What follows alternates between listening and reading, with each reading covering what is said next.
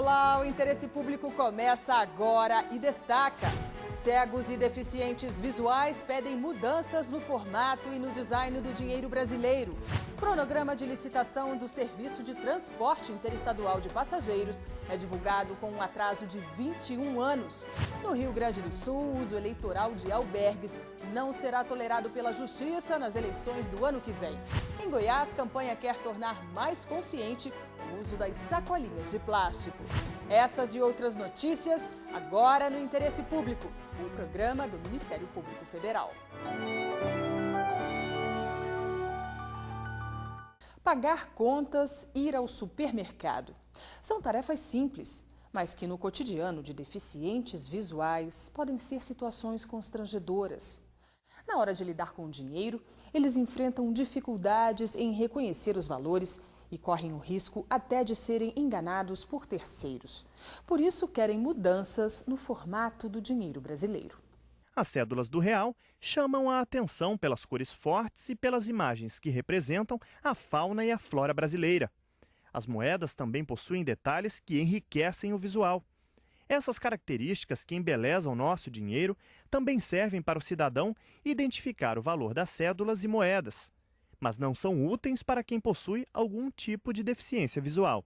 As cédulas do real já contam com mecanismos de percepção tátil que deveriam facilitar o reconhecimento para quem é cego ou possui alguma deficiência visual, mas que não têm se mostrado eficientes para permitir a identificação das notas e das moedas. Nas cédulas, os dispositivos em alto relevo, encontrados no canto inferior esquerdo, exigem grande sensibilidade de tato e perdem a característica com o desgaste do tempo. A dificuldade de identificação causa constrangimento aos cegos e deficientes visuais. Justino Bastos, que tem deficiência grave, tenta resolver a situação como pode. Organiza as cédulas na carteira e decora a sequência, para fazer compras com mais tranquilidade.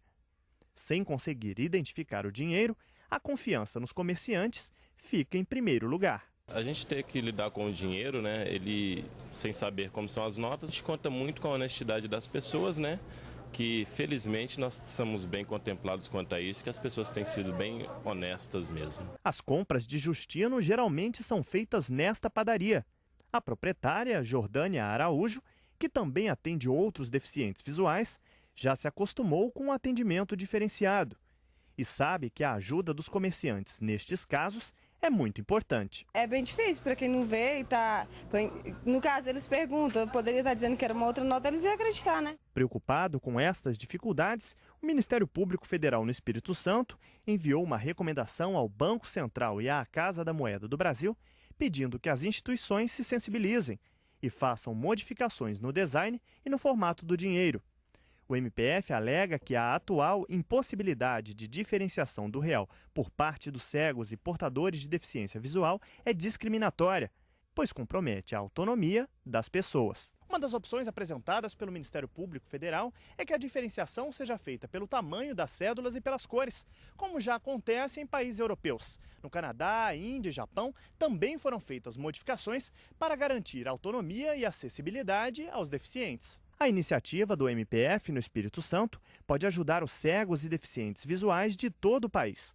Uma mudança que vai facilitar a vida de quem já tem que lidar com muitas dificuldades. Espero que em todo o país a mobilização seja grande para que isso realmente vire uma lei e que realmente nós sejamos contemplados com essa questão da identificação da moeda nacional.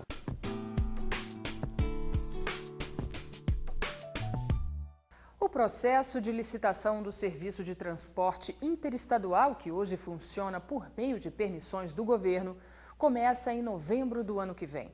O cronograma foi divulgado este mês, com um atraso de 21 anos. O transporte rodoviário interestadual de passageiros é um serviço essencial para o país. Responsável por 95% dos deslocamentos realizados em todo o Brasil, é utilizado por mais de 140 milhões de pessoas por ano. A participação do setor na economia é expressiva, com faturamento anual perto de 2,5 bilhões de reais. São 196 empresas com 14 mil veículos em operação que geram 70 mil empregos diretos. Como o transporte de passageiros é um serviço público, as empresas de ônibus interestaduais precisam de permissão do governo para funcionar. Essas autorizações eram dadas sem concorrência até que, em 1988, a Constituição definiu como obrigatória a licitação para o setor, como acontece em qualquer tipo de serviço público. Mesmo com a determinação constitucional, as permissões para exploração do serviço foram prorrogadas por mais 15 anos. O governo incluiu o transporte interestadual de passageiros no Programa Nacional de Desestatização e os donos das empresas de ônibus recorreram ao Supremo Tribunal Federal, que decidiu que a licitação deve acontecer em forma de leilão, como determina a lei. O Tribunal de Contas da União deu prazo até novembro de 2010 para que a NTT, a Agência Nacional de Transportes Terrestres, publique o edital. Significa a contratação de estudos, o encaminhamento disso daí para as diversas instâncias, para o Ministério do Transporte, inclusive para o Tribunal aprovar os estudos econômico-financeiros e publicar o edital. Esse mês, a NTT divulgou o cronograma da licitação, prometendo concluir todo o processo até o final de 2011. Para a agência, a licitação vai melhorar o transporte de passageiros no país. Nós queremos modernizar esse sistema, não só para melhorarmos os instrumentos de controle que a agência precisa de ter para assegurar ao usuário a qualidade dos serviços, mas também para melhorar a qualidade do serviço e aproximá-lo mais da qualidade do transporte aéreo. As empresas de ônibus pedem que a NTT faça um estudo sobre a demanda de destino das viagens e dos hábitos dos passageiros, para nortear os termos da licitação. São aspectos que têm que ser observados para que a gente possa fazer um sistema que, ao final, seja melhor para o passageiro e tenha o melhor custo-benefício. Com a licitação, a Associação dos Usuários de Transportes Coletivos de âmbito nacional espera um respeito maior ao passageiro.